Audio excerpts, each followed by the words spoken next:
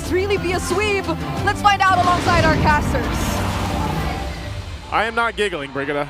And I think a lot of fans right now are sitting on the edge of their seat to see if they can extend the series right now. The lights have to shine bright for this one. It's match point right now, and Aurora needs to get back into the series. Is this the draft to do it as we jump into game 3 in this best-of-5 elimination match? Whoa. We'll see. Oh, quick look at the emblems here. Yeah, they actually go Baksha jungle. They put the Edward Lucas in the EXP lane. Isn't that kind of like not such a good thing? Well, I think it's because once they saw the Lancelot on the other side, that's when they decided to pull the trigger on the switch. Wait. Whoa. Flickers out for Team Falcons. His Few is the first blood drawn there by the U, and the Kimmy mid so far looking good for Aurora.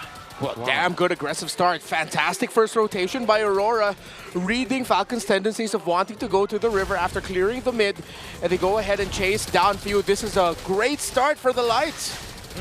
Interesting, too, that they're applying this much pressure this early on with the stakes. That could be a really good thing here. Kyle TZ playing the Lancelot's going to rely on this. He's not level 4 just yet.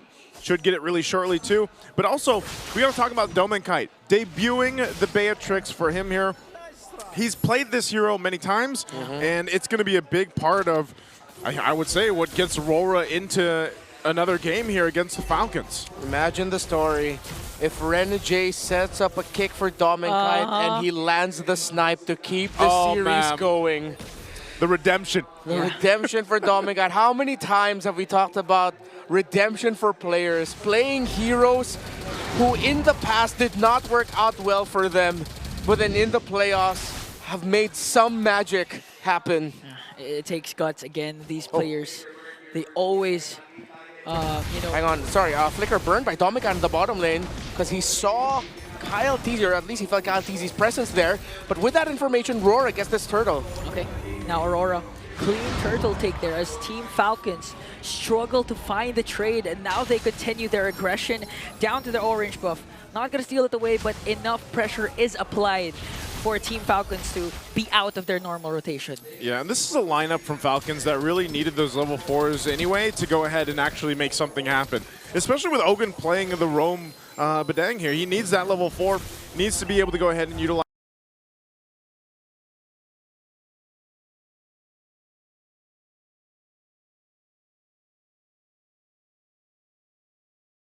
the flicker for those setups too, and even with the Jushin. So, you know, they slow things down a little bit now that they have the ultimates available and up. Oh, hold on, Few's in trouble. Few again forced to use the Crimson Beacon because the continuous damage from Yu and the pokes for the side of Aurora. It's giving Few such a hard time in positioning, even to his own lane.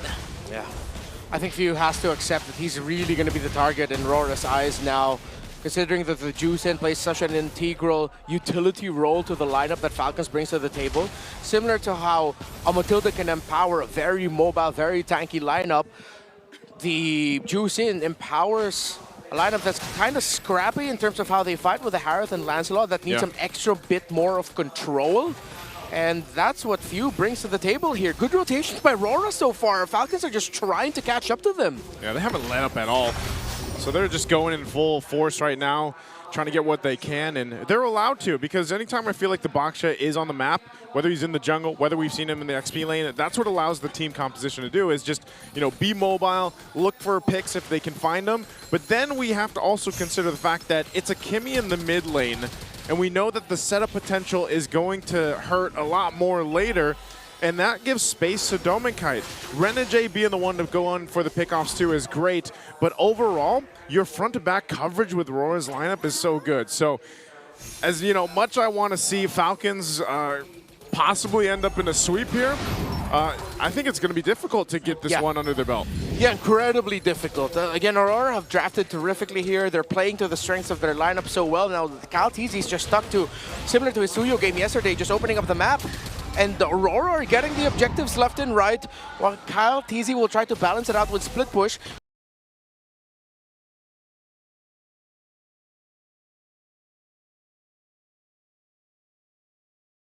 While the rest of Falcons will just look into supplementing Super Marco's farm. Yeah.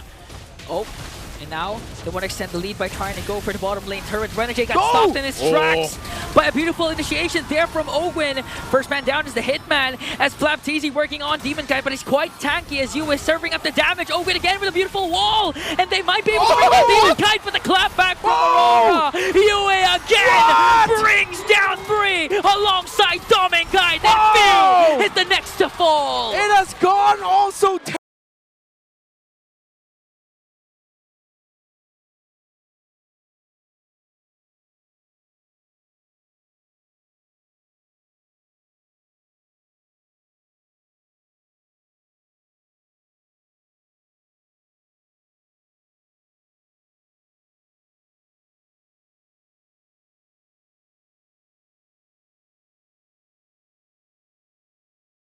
Terribly wrong for the Falcons. Yue and Dominkai just providing enough space. Demon Kite miraculously holding on long enough so that the Kimmy and the Beatrix can finish off the ever so greedy Falcons. Renegade with a kick. A bit of an off-angle kick there, but they might be able to do the job. Thorn Rose is there, plus the puncture to be able to walk away. And the Shockwave Blast from Edward won't do the job to bring down Kyle TZ. A good attempt there from Renegade. You know, he was trying to get the angle differently there, but they went in anyway, expended a lot, but that is a Lancelot for you. Especially with multiple enemies around you, you can actually withstand quite a bit of punishment. So Kyle TZ won't go down, but still, Falcons falling behind. It was a great combination what we saw earlier in the bottom lane, and Aurora will continue to do that. We'll see how they play this apart in the jungle here. Past the traction pulse there as Demon Kite being worked on by Flapteezy again with the grab, but he's quite tanky. They're trying to delay the farming pattern again of Kyle TZ. Renegade with a Jit Kundo, but 5 members of Team Falcons are there to assist Kyle TZ. Everything that's happening in the map, Falcons are forced to react, similar to what happened in the tail end of game number 1 in the mid to the late game, when Falcons were just catching Aurora off guard and dictating the tempo, not allowing them to set up. In the early minutes of this game number 3, crucial game number 3, Aurora are the ones setting the tempo, not allowing Falcons to set up. It's been all reactive and all defensive for Falcons so far. See what they want to do this time around. They're going to get in a position for this. They want to fight it out. Oh, and Dominkite is the one to get the turtle. Now Aurora wants to extend their lead by going for more. There's the Shockwave Blast, but they're disciplined enough to disengage. And if you're going to notice, actually, Kyle TZ is ahead when it comes to the level up against Demon Kite, because Demon Kite's not playing this Baksha as a jungler. He's sort of acting like a roam, and Edward's the one going away from the usual rotations of Aurora to split push and farm up. Yeah, and you can see that in the gold. Edward actually has a bit more gold compared to Demon Kite. Aurora just playing this pure aggro, and they've made Edward sort of like a carry Lucas in a way. Hey, that's what you want to do with the Baksha, right? You can just change your game plan if you want. But overall, they haven't stopped. If you notice from Aurora, it just feels like when they came into this game 3, they're like, we're going to go full force. We have to take that risk and make it happen. And so far in game 3, it's gone their way. While Falcons continues to try to catch up here, but they're falling behind. You know, 3.5K behind at this point. They got no objectives at all, not even a turret just yet to move around the map with. So they're in a pretty bad position coming into that first Lord here. Coming up, Aurora with the advantage. The fact that Dominkai and Yue have not been caught, and it's really Falcons playing to the tune of wherever Renegade and Demon Kite decide to go and crash in, is a big problem for Falcons right now. Blade Armor forced to pick up by Flapteezy because of the damage that's coming from Dominkite, and a resurgence for Domink. Already has a Sea Halberd and Malefic Gun. Yeah, no wonder Fuse damage feels like, it's like, where is it? No, it's because there's 3 Radiant Armors on the side of Aurora. Yeah. On the Baksha, on the Lucas, on the Cho. Yeah. It's going to take some time until Aurora are going to start feeling pain from any of the magic damage dealers of Falcons, and at this point, Dreadnought armors are enough to nerf the damage of the Lancelot. Oh, Gwen gets caught and blasted! Conceal Aurora keeps going forward, but they're not going to force the issue here as they know they have advantage on Lord. Yeah, that's how much damage Aurora has. You didn't even have to finish the animation of the Way of the Dragon for them to burst down Ogwin. And now 1 member down for Team Falcons as Aurora sets their eyes on this Lord. Very strong take right now. Falcons, even with Kyle TZ around here, this is going to be so risky if they even try to contest it, or he tries to, you know, do some fancy moves, which we've seen before with the Lancelot players around the world. But Renegade still holding on to the Way of the Dragon, and even with all that, Aurora won't just take this Lord. They're still going to go ahead and wait for these buffs to come up for Demon Kite and then go when they have the full advantage that they're looking for. Yeah. Kyle TZ though still ahead by 1 level, so Aurora's not going to rush in taking down the Lord. Ideally, they'd have to pick off one or for Falcons to just trade instead for going for a clean Lord take. And now Renegade from the back sets his eyes onto Flap TZ. There's the ultimate from Dominkai plus Traction pulls a lot of damage from the Northern Lights to burst down Ogwin once again. Flap TZ forced to use that grab onto Yue, but he might be next on the chopping block. Feeds the kill off to Dominkai. Aurora have awoken. It looked like Ogwin was going to get a massive set there, but he got blasted instead the moment he decided to help out Flap TZ. And Falcons can only stand and watch. Try as they will, this might be risky. Super Micro jumps in, but gets caught out by the bullets of Dominkai. The next target is Bill! And an unstoppable kill from Yue. A 3-kill swing again for Aurora. Where is this damage coming from, and how do you deal with it if you're Falcons? Kyle TZ jumps in with a puncture. Phantom Execution is going to connect. Edward was able to flick her out. Still no casualties for Aurora.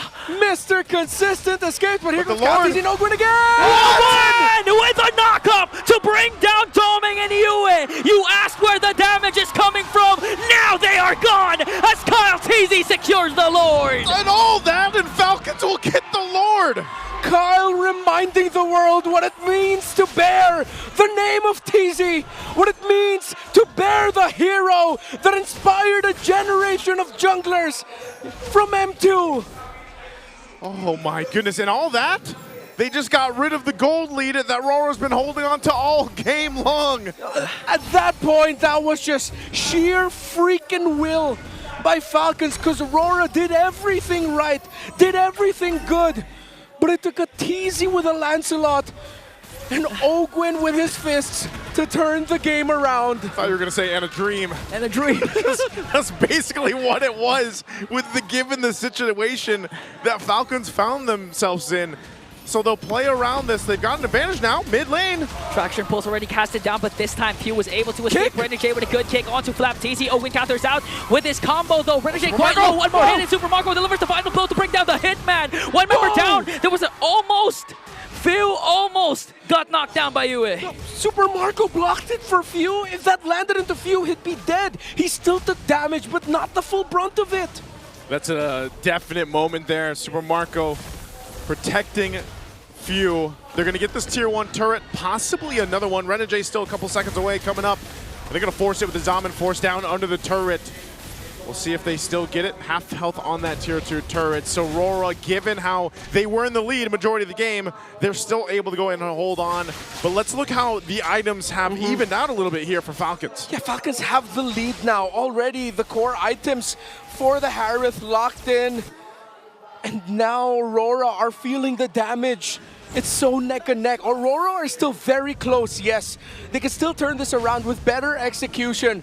But this was not the situation they wanted to find themselves when Ogwin saving it and setting it up for Kyle TZ to finish.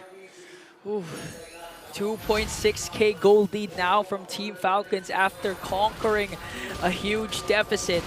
And now they want to extend the lead by trying to get hold of the purple buff here. But still, Aurora, they have all their inhibitor turrets intact. They still have a second-tier turret in the middle lane. So in terms of contesting for this Lord, they can apply again their signature Lord dance that they can do against Team Falcons. That's what I was saying yesterday, man. You know, Falcons, they're known for their prowess around objective takes, the decision-making that comes before they even decide to start up a Lord. And that's something that Aurora really has to be careful of. The majority of this game, they have been the aggressor. They have been on the offensive. And if they continue to do that, it could work in their favor. But we also know, as great as Cho is as a hero, it could also be one of those moments where you don't get the kick and the angle that you're looking for, even by burning the flicker, and then you're just left there. So this is where it gets really crucial for especially Renegade on how they decide to approach this. It might not even be the answer of, oh, just send Renegade. Maybe they have to go with something a little more creative. Yeah, actually, the good thing about the Aurora lineup is, and let's give a little bit more hope also as well to the Northern Lights watching, is that even if Renegade doesn't get the kick to set things up, Aurora's lineup has so many fail-safes, mainly two, the Baxia and the Lucas, that if a kick misses or it doesn't land exactly the right way, you have Edward and Demon Kite to help cover so that Dominkite and Yue can deal the damage. It's still quite a hairy situation for the Falcons here if they're not careful. Okay. Not to mention the traction pulls that can come from the Kimmy, just like right now. We're not going to connect onto few. Still, Falcon 3K gold lead. They're holding on to their mid lane turret. At any given moment, Ogwin again can find the proper angle to be the ending set for Team Falcons. Okay, Lord is the take here. Kyle TZ not even around, just going to go ahead and deal with this wave up top while the team just stares down each other, fighting for this. Wicked Seal's going to be used. Does Renegade go? Renegade with a flicker kick in, but Ogwin again with a beautiful counter. On the other hand, Edward on the back with the Unleash the Beast trying to work on Super Marco. Super Marco just dancing around with his Diamond Force. Ogwin still alive alongside Super Marco, and he takes down Edward. But here comes Yue. Kyle TZ as well in the picture. Ogwin now gone, but Flap TZ trying to work on Yue. Tommy Kite breaks down Few. Next target is Flap TZ, but Kyle TZ answers back. Kyle and Marco versus Doming and Demon Kite! Rose and the opportunity for Marco to deliver the final Senko Fission to the heart of Doming Kite! That was timed so well between the two of them. If you follow the DNA of the squad and the team that came before them, it was the heroics of a Lancelot and a Harith in another country not so far away that took a squad named Brand Esports to the promised land, and it keeps Falcons' hopes alive. Again, we saw it. Aurora, they have so many fail-safes. Demon Kite and Edward did their absolute job of forcing Super Marco in the backline of Falcons to nearly crumble, but they held on. Aurora did everything right as much as they could, but Falcons just got the counter. Ogwin again zoning out Demon Kite. Who's gonna get it? Still gonna fall in the hands of Kyle TZ as he bounces out, and Super Marco with his Diamond Force gonna bring down Edward. Next target is Demon Kite. A double for Super Marco!